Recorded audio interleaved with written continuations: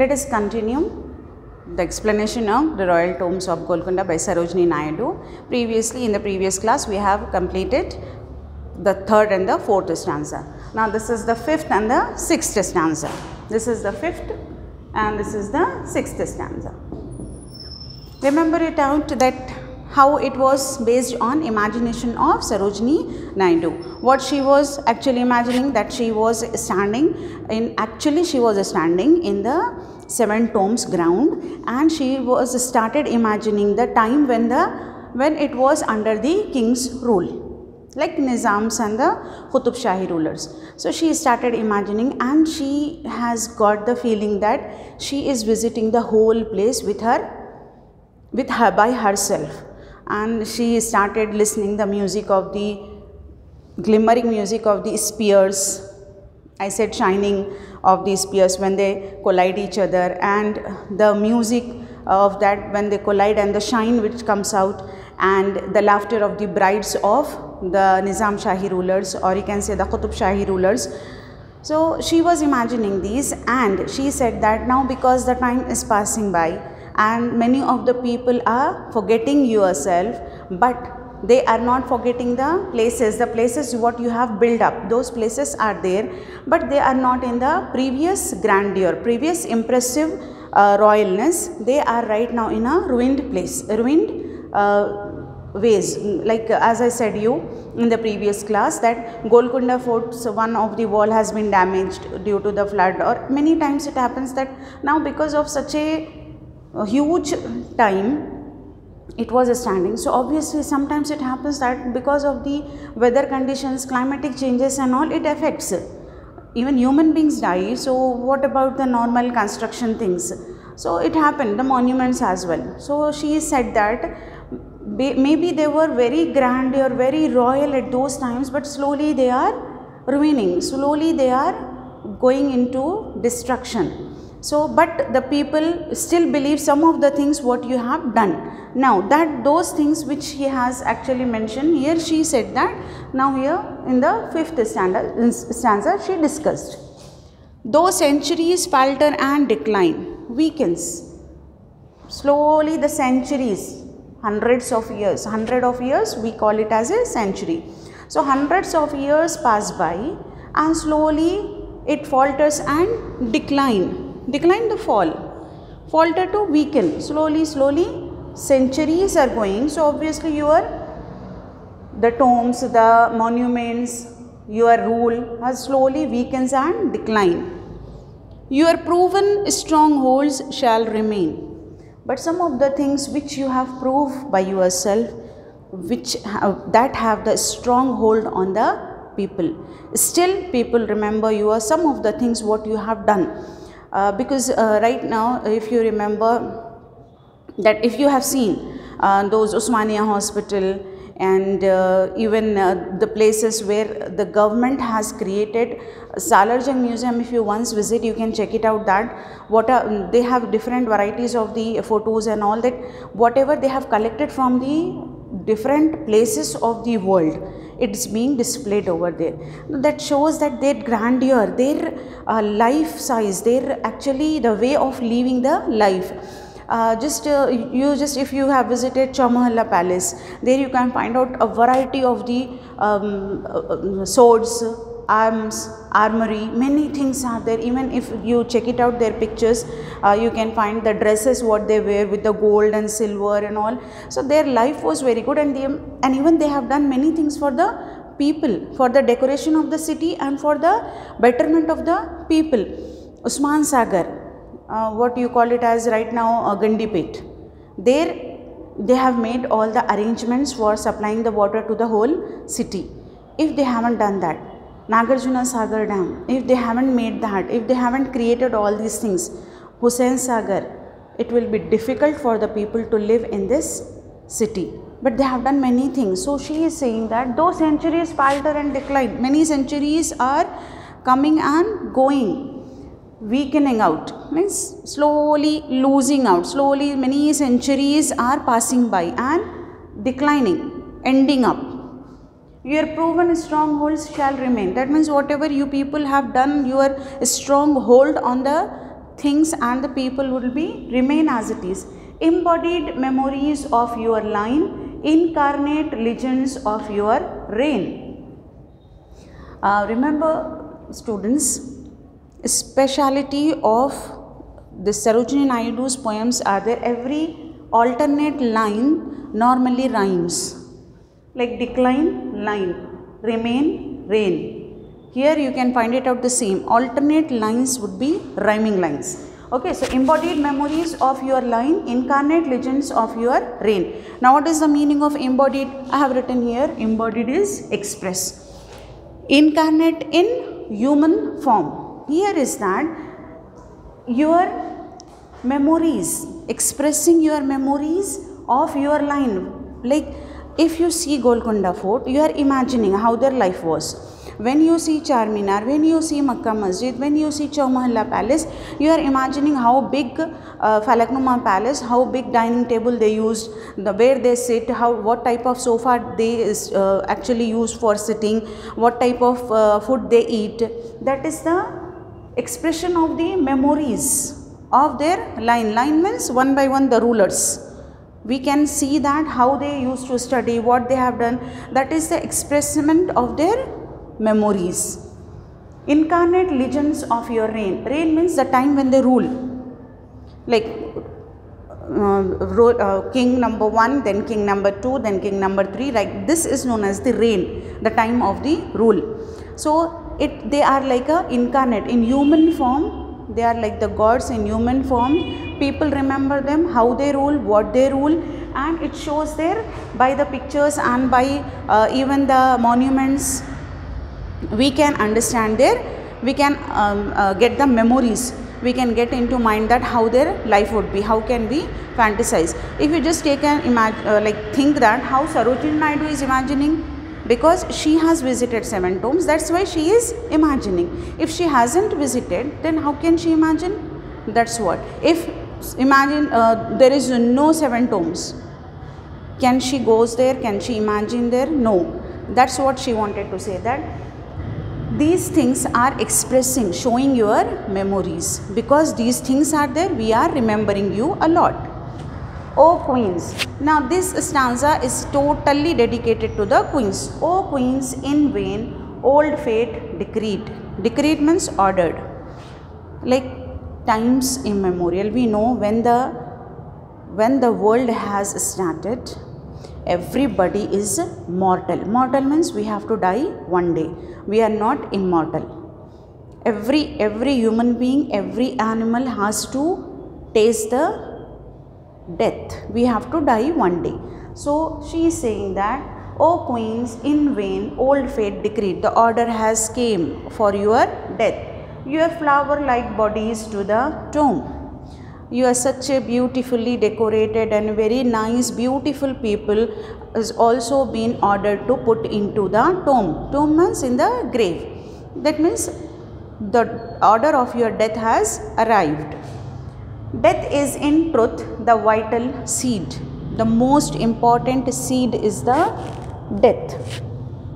She is actually comparing the death of the queens with that of a small seed. If you sow the seed, you will get the tree. In the same way, she is saying that death is in truth the vital seed. Death is the vital seed of your imperishable bloom. Imperishable. What is the meaning of imperishable? Imperishable here is long lasting. Just now I explained vital, very important, decreed, ordered. Imperishable, long lasting. Your long lasting beauty has also, your long lasting shine, your long lasting beauty, your flower like bodies are also gone into the grave, into the earth, into the dust, like a seed. Okay. Each newborn year the bulbuls sing. Bulbul is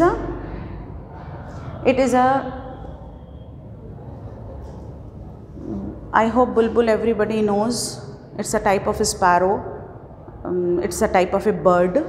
It looks like a sparrow. It's like a bird which sings, and it is famous for its voice, and it has a people believe that it is one of the very melodious bird who sings very nicely. So here each newborn year means in every new year, newborn here, but it is not about the baby, it is about every new year.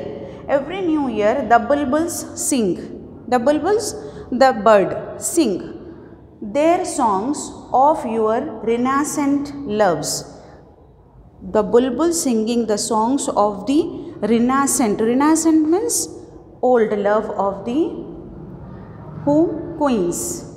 How they used to love their life, how do they used to love the decorating themselves, how they love to be enjoying the life of the queen.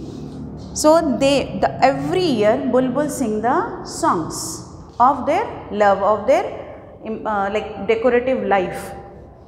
Your beauty wakens with the spring. In every spring, spring means when the new leaves come on the trees and you can see the flowers blooming on the trees, when your beauty wakens with spring. As if you remember what I said here is that death is in truth the vital seed. With the death, the body of the queens have been dug up into the earth like a seed. Now they have gone into the earth. Every year when the bulbul sing the songs, with the spring come out, new tree would come out and new flowers would be there. During the which season? It is the spring season. To kindle these pomegranate grooves, kindle, start to grow.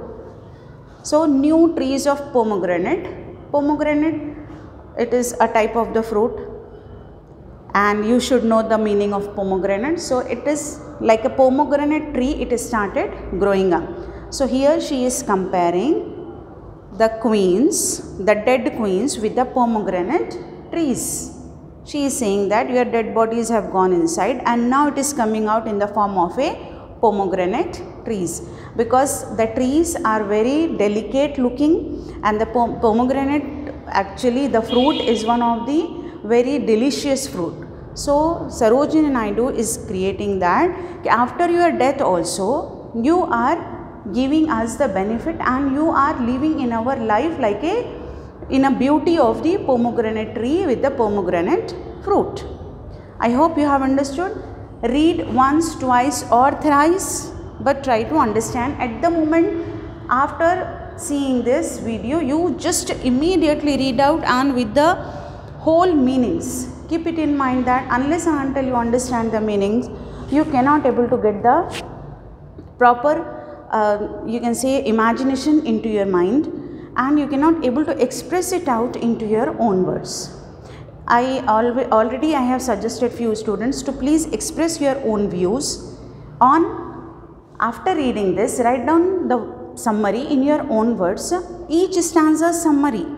I have explained you can try to write down each words meanings have been given. If you are getting any difficulty in any meaning, please check it out from the dictionary, from your phones, anywhere you can check it out and try to write down 4 lines summary in your own words, what you have understood from that particular lines. So what happens is that you will get an idea and it will imprint it into your mind.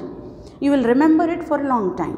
So first what you have to do, take these 4 lines, read it once, twice and get the meanings and then try to write down the summary of those 4 lines. This is the 6th stanza, but you have to start writing from the 1st stanza. 1st stanza, 2nd stanza. Get the video, understand it properly, read it out, then write down the summary in your own words. It will definitely help you out to remember, to understand and to keep in like get an encouragement that okay, you are doing better and you are one of the person who can write down in your own words. There is no need for you to mug up the answers. There is and remember one thing, that you should not use the difficult words. You can use your own language, own words. If the words are coming out from your own creativity, definitely it have an impact on the other person. So please think that if you are using the bookish words or difficult words, then it will be getting an effect on the people. The people are going to get impressed. No, it is not. People will get impressed only by the one you are using your own words, own language. Express it out. You will get an idea how to express yourself. It is necessary. Okay, so all the 6 stanza, try to write down one para, small para. There is no need to write down such a 1 page. Just write down only 5-6 lines. What you have understood from each stanza. For each stanza, you can go for 1 para. So 6 stanzas, 6 paras. The length of the para depends on your own thoughts. But go ahead and write it down because it is one of the most important poem from the point of view of the examination. And instead of mugging up the answers, it's better if you understand and write down. You will remember it forever. I hope you have understood what the whole explanation is about. It is about the fantasy of the, or you can say the imagination of Sarojini Naidu. It is not an imagination only. She was imagining when standing in the 7 tombs, but she wanted us to remember the rulers of Hyderabad, because if you know about them, the Qutub Shahi rulers or the Nizam rulers are famous for their tolerance, for their cultural, for their preference into traditions. They maintain everything. Even they give a lot of preference for the education. Osmania University, right now one of the most you can say the famous celebrated university. Still it is an A grade university, one of the topmost universities. It has a name. So those people have started this. They have not done only they have started government schools as well. They have not done only in the field of decoration and all like that. As I said, the dams, construction of the dams, the distribution of the land to the people, the making of the construction of the hospitals, the construction of the universities, all these things have been done by the rulers to make their people happy. So that's why still people love them and people want to remember them in a better way. That is only the test of a ruler when they ruled. Okay, their time has been over. They ruled long back, but still the people remember them by the things whatever they have done. Still Charminar is standing tall, though it has been constructed more than 400 years ago, but still is standing tall, and we have job, many people are doing the job just behind Charminar where you have Lad Bazaar. It is a shopping area, but many people are doing the job over there. So you can imagine it out that how these people have been provided the job by the government of those time. You can in front of Charminar you can see Nizamiya College of Unani Medicine. So those who want to do BUMS, they go over there, they perform that Unani medicine, they can study there. One of the very big hugely constructed building there. Now it is getting ruined a little bit because of the time, weather and climate, as I said. But what they have done on those times, they have even constructed the bridges for the people, Purana Pul, Chadar Ghat, and all those are counted. So these things we have to keep it in mind, the rulers, what they have done for the society and what actually they have done for the people of Hyderabad. So because of that only Sarojini Naidu not only wanted to show us a glimpse of their life, but she wanted us to remember that what those people have done for our city. So I hope you have understood very clearly. Please read it out and take my advice, read it and then go for writing interpretation of your own. What you have understood, express it out in your words. No need to express orally, please write it down. So it will be helpful for you later on. Okay, so in the next class we'll go ahead with the other short story. So by the time, take care, have a nice day.